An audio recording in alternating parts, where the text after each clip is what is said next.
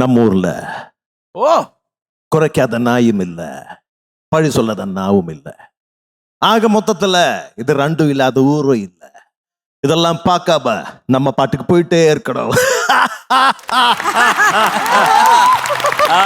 അത് പൊളിച്ചു. അശോട്ട് എങ്ങനെ ഉണ്ടായിരുന്നു രജനീകാന്ത്? നന്നായിരുന്നു. ദിലീപ് എങ്ങനെ ഉണ്ടായിരുന്നു? നന്നായിരുന്നു. നന്നായിരുന്നു. അതന്നെ എന്താ പറഞ്ഞ ആരാന്ന് മനസ്സിലായില്ലെന്നോ? ആരാന്നല്ല, എങ്ങനെ ഉണ്ടായിരുന്നു? എനിക്ക് ആകെ അറിയാവുന്നത് നമ്മൾ പിന്മാറരുത്. അയ്യോ ആരാന്നേലും പറഞ്ഞാ മതി, എന്നെ നാണം കെടുത്തു. എനിക്ക് തൃപ്തിയായി. എടി നീ എന്റെ മണി കുട്ടനല്ലടി. ബാലചന്ദ്ര മേനോനി. മേനോനിയിലെ നമുക്കും തൃപ്തിയായി. അല്ലെ ഇത് പെട്ടെന്ന് കേറി പറഞ്ഞില്ലെങ്കിലേ പോയിട്ടേ റിമി വേറെ ആരെങ്കിലും ഉണ്ടോ? വേറെ ആരെങ്കിലും ഉണ്ടോ? ഷീലാമ അതാരായിരുന്നു? ഇനി കമലാസൻ ഇനി കമൽസാൻ. കമൽ സാറിന്റെ ഒരു സിനിമയിൽ പറഞ്ഞിട്ടുള്ള ഒരു പാട്ടിന് മുമ്പുള്ള ഡയലോഗാണ്. சொன்னபடிகள் மக்கர் பண்ணாத, எத்தனை வேலை இருக்கு, அத்தனையும் உனக்கு அப்பனா செய்வோம், நான் தானே செய்யணும்.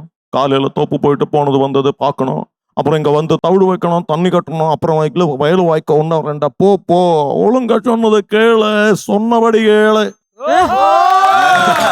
சொன்னபடி கேளு மக்கர் பண்ணாத. கடவுள் பாதி மிருகம் பாதி, கடவுள் பாதி மிருகம் பாதி சேர்ந்து கலந்த கலவை நான். கடவுள் பாதி மிருகம் பாதி.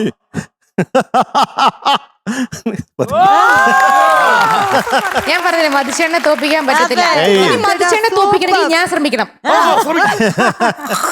മഴക്കളോടോ അത് ഞാൻ മറന്നിരിക്കുന്നു. സത്യമായും മറക്കണം. ഇത്രയും വലിയ മിമിക്രിക്കാരുടെ മുന്നിൽ ഞാൻ എങ്ങനെ മറന്നിരിക്കുന്നു?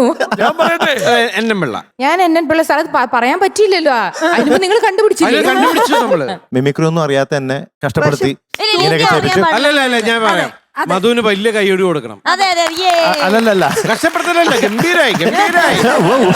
അപ്പൊ ഇനി അടുത്ത പരിപാടിയിലേക്ക് കിടക്കാം. അല്ല ഇനി അടുത്ത് ദിലീപേട്ടനും അശോകേട്ടനും ചേർന്ന് കുറെ നാളുകളായി ഇവരുടെ ഒരു മിമിക്സ് കേട്ടിട്ട് ചെറുത് എന്തെങ്കിലും നമുക്ക് എന്ത് ചെറുത് ചെറുതില്ലല്ലോ. എന്നാ വലുത്. ഒരു കാര്യം ഞാൻ പറയാം, ദിലീപ് അശോകൻ ഒരുപാട് കോംബോകൾ നമ്മൾ കണ്ടിട്ടുണ്ട്. രസമുള്ള ഒരുപാട് കോംബോ പറയുന്ന കാര്യം. പക്ഷെ അശോകൻ ചേട്ടൻ സലീമിനെ കണ്ടിട്ടില്ലല്ലോ. കാണാൻ രസം അശോകനും ദിലീപിന്റെ അങ്ങനെയല്ല, അതല്ല എന്തോ ഒരു കണ്ട് അവരെ ആളുകള്. ഇത് ശരിക്ക് ദിലീപാണ് ശരിക്കും എന്തെങ്കിലും ഒരെണ്ണം കാണിക്കേണ്ടത്. ശരി ദിലീപേട്ട, ഓണമല്ലേ, എന്തെങ്കിലും പഴയൊരു കലാഭവന്റെ മിമിക്സ് പരേഡിന്റെ ഒരു ഓർമ്മയ്ക്ക് ഞങ്ങൾ ഹരിശ്രീയിലായിരുന്നു. എന്നാ ഹരിശ്രീ, അതുകൊണ്ട് എന്നാ കലാഭവനിലെ ഓർമ്മയ്ക്ക് ദിലീപേട്ടനും ഹരിശ്രീ. കലാഭവനിലെ ഓർമ്മ ഞങ്ങൾക്ക് രണ്ടുപേർക്കുള്ളൂ, ഞാനും ഈ ആനന്ദിന് മാത്രം.